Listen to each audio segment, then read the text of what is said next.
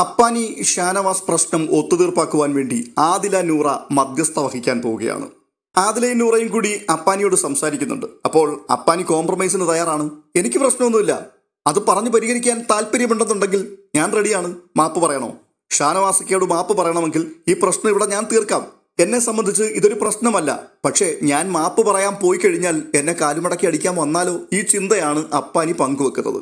അപ്പോൾ ആദില പറയുന്നുണ്ട്, എങ്കിൽ സാരമില്ല, ഞാൻ പോയി ഷാനവാസിക്കയോട് സംസാരിക്കാം. ഇത് പറഞ്ഞ് ഒത്തുതീർപ്പ് ചർച്ചയ്ക്ക് വേണ്ടി മധ്യസ്ഥ വഹിക്കാൻ പോവുകയാണ് ആദില സംസാരിച്ചു തുടങ്ങിയപ്പോൾ തന്നെ ഷാനവാസ് പറഞ്ഞു, വേണ്ട, ആ പരിപാടിക്കായിട്ട് ഇങ്ങോട്ട് വരണ്ട, എനിക്കതിനോട് താല്പര്യമില്ല, അവൻ എന്നോട് മാപ്പ് പറയണ്ട. അപ്പോൾ ആദില വീണ്ടും, എന്തിനായിക്കായി പുറത്തെ സംഭവങ്ങളൊക്കെ അകത്തെടുത്തിട്ട് ചർച്ച ചെയ്യുന്നത്? അതിന്റെ ആവശ്യമുണ്ടോ? പെട്ടെന്ന് ഷാനവാസ് പറയുകയാണ്, അതെ, ഈ കാള വാല് പൊക്കുമ്പോൾ അതെന്തിനാണെന്ന് നിങ്ങൾക്ക് മനസ്സിലാകുന്നില്ലേ?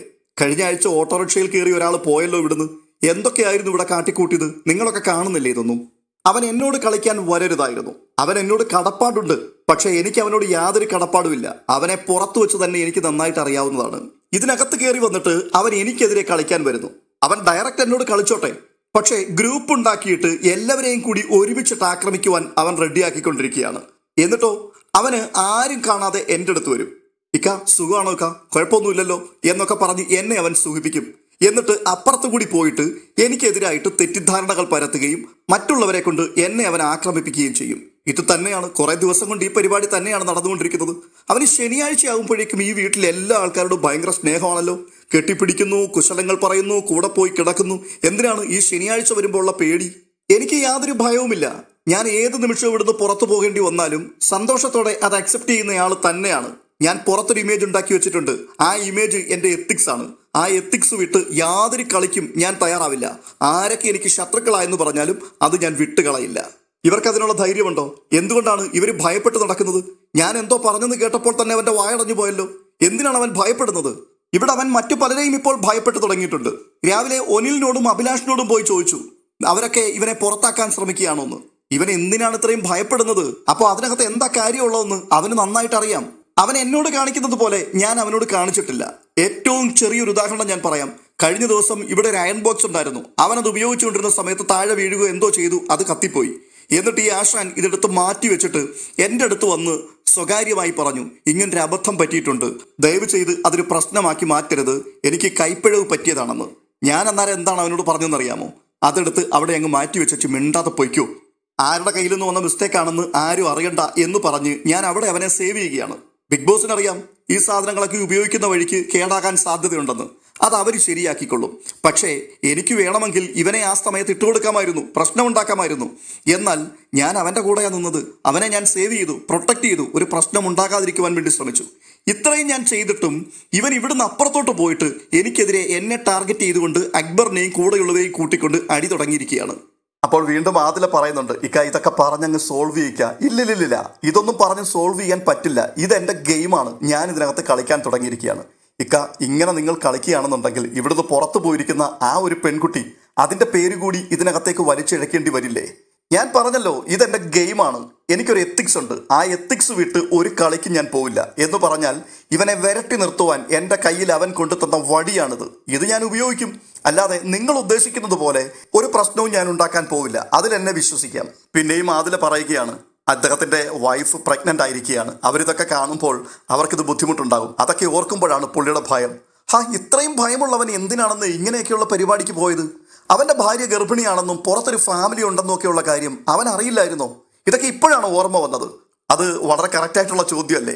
ഇങ്ങനെയൊക്കെയുള്ള പ്രാരാബ്ദങ്ങളും ബുദ്ധിമുട്ടുകളും ഒക്കെ പുറകിലുണ്ട് എന്നറിയാവുന്ന ഒരാൾ ഈ ഒരു പബ്ലിക് പ്ലാറ്റ്ഫോമിലേക്ക് വന്നിട്ട് എന്തിനാണ് ഇമാതിരി കളികളൊക്കെ കളിക്കുന്നത്? അല്ല, ഇനിയിപ്പോൾ ഷാനവാസും അനുമോളും കൂടി സങ്കല്പിച്ചുണ്ടാക്കിയതാണെന്ന് തന്നെ ഇരിക്കട്ടെ, എന്തുകൊണ്ടാണ് ഇയാൾ അതിനെ എതിർക്കാതിരിക്കുന്നത്? ഇതൊരു കള്ളത്തരമാണ്, ഇതൊരു നാടകമാണ് എന്നുണ്ടെങ്കിൽ അതിനെ ശക്തമായിട്ട് അയാൾക്ക് പ്രതിരോധിക്കരുതോ? അതൊരു വലിയ കണ്ടന്റായി മാറില്ലേ? അയാൾക്ക് മുൻപോട്ട് പോകാൻ തക്കവണ്ണമുള്ള ഊർജം അതിനകത്തുണ്ടാവും. അയാൾക്ക് വേണമെങ്കിൽ തിരിച്ചടിക്കാമല്ലോ. നിങ്ങൾ എൻ്റെ ലൈഫ് വെച്ചുകൊണ്ട് കളിക്കുകയാണ്, ഞാൻ നിങ്ങൾക്കെതിരെ അങ്ങനെ കളിക്കാൻ വന്നിട്ടില്ല. ആണത്തമുണ്ടെങ്കിൽ, തൻ്റെ ഇടമുണ്ടെങ്കിൽ നിങ്ങൾ എനിക്കെതിരെ ഗെയിം പുറത്തെടുക്ക്. അല്ലാതെ ഇമാതിരി വൃത്തികേട് എന്നെ കുറിച്ച് പറയരുത്, എനിക്കത് ക്ഷമിക്കാൻ പറ്റില്ല എന്ന് വേണമെങ്കിൽ പറയാലോ. അയാൾക്ക് ബിഗ് ബോസിനോട് കംപ്ലൈൻറ്റ് ചെയ്യാമല്ലോ. ഇതൊന്നും പുള്ളി ചെയ്യുന്നില്ല. ഷാനവാസ് എന്തോ പറഞ്ഞു എന്ന് കേട്ടപ്പോൾ മുതൽ അപ്പാനിയുടെ ഗ്യാസ് പോയി നടക്കുകയാണ്. ആകെപ്പാടെ പേടിച്ചരണ്ട് നടക്കുകയാണ്. ഈ ഭയം കാണുമ്പോഴല്ലേ ആൾക്കാർക്ക് കൂടുതൽ സംശയം ഉണ്ടാകുന്നത്. അപ്പാനിയുടെ സ്വഭാവം നമുക്കറിയാം. നിസ്സാരമായ ഒരു വിഷയം കയ്യിൽ കിട്ടിക്കഴിഞ്ഞാൽ അതിനെ വിടില്ല അയാള്. അത് കുത്തിപ്പൊക്കി ഏതറ്റം വരെ കൊണ്ടുപോകാൻ പറ്റുമോ അത്രയും കൊണ്ടുപോയി സ്ക്രീൻ സ്പേസ് ഉണ്ടാക്കുന്ന ഒരാളാണ് അപ്പാനി. അത് തൻ്റെ വ്യക്തിപരമായ വിഷയം മാത്രമല്ല, അവിടെ താൻ ഇഷ്ടപ്പെടുന്ന ആരുടെ വിഷയത്തിൽ ആരെടുത്ത് കൈവച്ചാലും അവിടെ എല്ലാം അപ്പാനി കയറി അടിക്കുന്ന ഒരാളാണ്. അങ്ങനെ ഒരു സാഹചര്യത്തിൽ ഇത്രയും ഗുരുതരമായ ഒരു ആരോപണം തനിക്കെതിരെ പറഞ്ഞിട്ട് എന്തുകൊണ്ട് അയാൾ പ്രതിരോധിക്കുന്നില്ല? സർവ്വസംഹാരിയെ പോലെ പൊട്ടിത്തെറിച്ച് മുൻപോട്ട് നീങ്ങുന്ന സമയത്താണ് അനുമോൾ ഈ ഒരു അടിയടിക്കുന്നത്. അപ്പോഴേ അപ്പാനിയുടെ വായടഞ്ഞല്ലോ. പിന്നെ കോംപ്രമൈസിന് വേണ്ടി പോയല്ലോ. ഷാനവാസ് ഏറ്റുപിടിച്ചു. ഇന്നലെ ഷാനവാസ് 1 മണിക്കൂറിലധികം ഇതിനെപ്പറ്റി സംസാരിക്കുന്നുണ്ടായിരുന്നു. ആ സമയത്തെല്ലാം പൂച്ചയെ പോലെ പതുങ്ങി നിൽക്കുകയാണ് ഷാനവാസിന്റെ മുമ്പിൽ, എങ്ങനെങ്കിലും ഒന്ന് കോംപ്രമൈസ് ചെയ്യാൻ വേണ്ടി. ഇന്ന് അയാൾ കൺഫെഷൻ റൂമിനകത്തേക്ക് പോയി പൊട്ടിക്കരഞ്ഞു. ഫാമിലിയെ ഓർക്കുമ്പോൾ അയാൾക്ക് ആവലാതിയുണ്ട്. അയാൾ സങ്കടപ്പെട്ട് നടക്കുകയാണ്. ഇവരുടെ ഗ്രൂപ്പിനൊരു പ്രത്യേകതയുണ്ട്. ആ ഗ്രൂപ്പിൽ ആരെ പുറത്തുനിന്ന് ഒരാൾ കൈവച്ചാലും അല്ലെങ്കിൽ എന്തെങ്കിലും പറഞ്ഞാൽ ഉടൻ തന്നെ കടന്തൽ കൂട് ഇളകി വരുന്നത് പോലെ ഇവർ ഒരുമിച്ച് ചേർന്ന് ആക്രമിച്ചു കളയും. എന്നിട്ട് എന്താണ്, ഇത്രയും ഗുരുതരമായ ആരോപണങ്ങൾ നടന്നിട്ട് അവരൊക്കെ മൂലക്കിരുന്ന് ചർച്ച ചെയ്യുന്നതേ ഉള്ളല്ലോ. എന്തുകൊണ്ടാണ് അപ്പാനിക്ക് വേണ്ടി ഒരാക്രമണം അഴിച്ചുവിടാൻ ഇവരാരും മുൻപോട്ട് വരാതിരിക്കുന്നത്? അപ്പോൾ അവർക്കും കാര്യം പിടികിട്ടിട്ടുണ്ട്. ഇതിൽ കയറി കൈവച്ച് കഴിഞ്ഞാൽ പൊള്ളും, ഇത് നാറ്റക്കേസായി മാറും എന്നുള്ള കാര്യം. പിന്നെ രാവിലെ ഒരു വീഡിയോ ചെയ്തപ്പോൾ ഞാൻ പറഞ്ഞിരുന്നു ഈ കർമ്മ എന്ന് പറയുന്ന ഒരു സാധനം തിരിച്ചടിക്കുന്നതിനെ കുറിച്ച്. ചപ്പാത്തി കള്ളി എന്ന് അനുവിനെ വിളിച്ചു ആക്ഷേപിച്ചു രണ ഫാത്തിമ. 24 മണിക്കൂർ തികയുന്നതിന് മുൻപ് തന്നെ അവളെ ചീസ് കള്ളി എന്ന് വിളിച്ച് തെളിവോടുകൂടി ഷാനവാസ് പൊളിച്ചടുക്കി. അതുപോലെ തന്നെ കർമ്മ ഇവിടെയും തിരിച്ചടിച്ചിരിക്കുകയാണ്. അതായത് അനുമോളെ കുറിച്ച് ഈ അപ്പാനി ശരത്താണ് ആര്യനോട് ഒരാഴ്ച മുമ്പ് പറഞ്ഞത്. അവൾ പുറത്തെങ്ങനെയായിരുന്നുവെന്ന് എനിക്ക് നന്നായിട്ട് അറിയാം. അവൾ വേറൊരുത്തൻ്റെ കൂടെയായിരുന്നു, അവനെ വെച്ചുകൊണ്ടാണ് അവൾ കാശ് ഉണ്ടാക്കിയത്. ഇതെല്ലാം ഈ പബ്ലിക് പ്ലാറ്റ്ഫോമിൽ ബെല്ലും ബ്രേക്കും ഇല്ലാതെ അടിച്ചു വിടുകയാണ്. ആ സമയത്ത് അനുമോൾക്കൊരു കുടുംബം ഉണ്ടെന്നും അവൾക്കൊരു ഭാവി ഉണ്ടെന്നും ഇതൊന്നും ഇയാൾ ചിന്തിച്ചില്ലല്ലോ. ഇപ്പോൾ അതേ നാണയത്തിൽ തന്നെ അയാൾക്കും തിരിച്ചടി കിട്ടിയിരിക്കുന്നു. ഇവിടെ രസകരമായ ഒരു കാര്യമുണ്ട്. ഈ അനുമോളും ഷാനവാസും തമ്മിൽ ഒരു കമ്പനിയും ഇതിനകത്ത് വെച്ച് പുലർത്തുന്നില്ല. അവർക്ക് ഗ്രൂപ്പുമില്ല. അവർ തമ്മിൽ കാര്യങ്ങളൊന്നും പ്ലാൻ ചെയ്യുകയോ സംസാരിക്കുകയോ ഒന്നും ചെയ്യുന്നത് കാണുന്നില്ല. എന്നാൽ അനുമോളെ പൊളിക്കുവാൻ ഇറങ്ങിത്തിരിച്ച ആൾക്കാർക്കൊക്കെ ഷാനവാസാണ് തിരിച്ചടി കൊടുക്കുന്നത് കാണുന്നത്. അനുമോൾക്കെതിരെ കത്തിക്കയറി വന്നതാരായിരുന്നു? രണ ഫാത്തിമ. രണ ഫാത്തിമയെ പൊളിച്ചടുക്കിയതാരാണ്? ഷാനവാസ്. അനുമോൾക്ക് പുറത്ത് അവിഹിതം ഉണ്ടായിരുന്നു എന്ന് പറഞ്ഞതാരാണ്? അപ്പാനി ശരത്ത്. അപ്പാനിയെ ഇപ്പോൾ പൊളിക്കുന്നത് ആരാണ്? അതും ഷാനവാസ് തന്നെ. എന്തായാലും അപ്പാനിയുടെ കാര്യം ആകെപ്പാടെ പരുങ്ങലിലായിരിക്കുകയാണ്. എല്ലാം തീർന്നു. അയാൾക്കിനി ഒന്നും പറയാനില്ല. എല്ലാവരുടെയും മുൻപിൽ പോയി സഹതാപം പിടിച്ചു പറ്റാൻ മാത്രമേ പറ്റുന്നുള്ളൂ. ഒരു പാവത്താനെ പോലെ ഇപ്പോഴത്തെ ആ മുഖം കണ്ടു കഴിഞ്ഞാൽ സത്യം പറയാമല്ലോ, അയാളോട് സഹതാപം തോന്നുകയാണ്. കഷ്ടവും കാരുണ്യവും ഒക്കെ തോന്നുകയാണ്. അത്രമാത്രം ആ മുഖത്തിപ്പോൾ ദൈന്യത വിളിച്ചോതുകയാണ്. ഇന്നലെ വരെ എന്തായിരുന്നു? ഇന്നലെ വരെ പുലിയായിരുന്നു, രാജാവായിരുന്നു. പെട്ടെന്നാണ് അയാൾ വീണുപോയത്. ഇതിൽ കൂടി മനസ്സിലാക്കുവാൻ കഴിയുന്നത് അയാളുടെ മനസ്സിന് യാതൊരു കട്ടിയുമില്ല എന്നുള്ളത് തന്നെയാണ്. അല്ല, ഇതിനകത്തിപ്പോൾ ഞാൻ അങ്ങനെ കാണിച്ചിട്ടുണ്ടെങ്കിൽ നിനക്കെന്താ? എന്റെ കാര്യം നോക്കാൻ എനിക്കറിയാം. നീ നിന്റെ കാര്യം ഒന്ന് നോക്കിയാൽ മതി.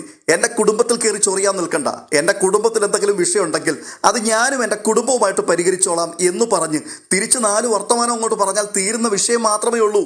അല്ലാതെ ഈ കമ്പിൽ കുത്തി കോലിൽ പൊക്കി മുകളിൽ ഉയർത്തി കാണിക്കുവാൻ തക്കവണ്ണം നമ്മൾ ഈ പറയുന്ന പോലെ ഭയങ്കര അവിഹിതമൊന്നും അതിനകത്ത് നടന്നിട്ടില്ല. എവിടെയെങ്കിലും ഒരുമിച്ചിരുന്ന് എന്തെങ്കിലും ചർച്ച ചെയ്ത് കാണും, അല്ലെങ്കിൽ ഒന്ന് ഹഗ് ചെയ്തിട്ടുണ്ടാവും. അതൊന്നും നമ്മൾ കണ്ടിട്ട് പോലും ഇല്ല കേട്ടോ. ഇതൊക്കെയാണ് ഇതിനകത്തെ വലിയ വിഷയം. പിന്നെ പോകാൻ ഇറങ്ങുന്ന സമയത്ത് ബിൻസി അപ്പാനിയെ കെട്ടിപ്പിടിച്ചു, കരഞ്ഞു. ആ സമയത്ത് അപ്പാനിയും കരഞ്ഞു. ഇതൊക്കെയാണ് വലിയ വിഷയമായിട്ട് കാണിക്കുന്നത്. ഇവിടുന്ന് ഓട്ടോറിക്ഷയിൽ കയറുന്ന സമയത്ത് എന്തൊക്കെയാ ഇവിടെ നടന്നതെന്ന് നിങ്ങൾ കണ്ടല്ലോ എന്നൊക്കെ പറഞ്ഞ് എന്ത് കണ്ടെന്നാണ്? പ്രത്യേകിച്ച് ഒന്നുമില്ല അതിനകത്ത്. പിന്നെ ഇതൊരു വീടാണ്, പുറം ലോകവുമായി ബന്ധമില്ലാതെ 100 ദിവസം ഒരുമിച്ച് താമസിക്കുന്ന ഒരു വീട്. ആണുങ്ങളും പെണ്ണുങ്ങളും ചെറുപ്പക്കാരാണ്. ആ സമയത്ത് മാനസികമായിട്ട് പലതരത്തിലുള്ള പ്രലോഭനങ്ങളും അല്പസ്വല്പം സ്പാർക്കിങ്ങും ഒക്കെ നടക്കാൻ സാധ്യതയുണ്ട്.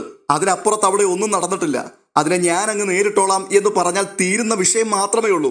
പക്ഷേ അപ്പാനിയുടെ കാറ്റ് പൂർണ്ണമായിട്ടും പോയിരിക്കുകയാണ്. ഇനി ഈ ശവക്കുഴിയിൽ നിന്നും അയാൾ ഉയർത്തെഴുന്നേറ്റ് കയറി വരുമോ എന്നുള്ള കാര്യമാണ് കണ്ടറിയേണ്ടത്. നമുക്കതിനു വേണ്ടി വെയിറ്റ് ചെയ്യാം.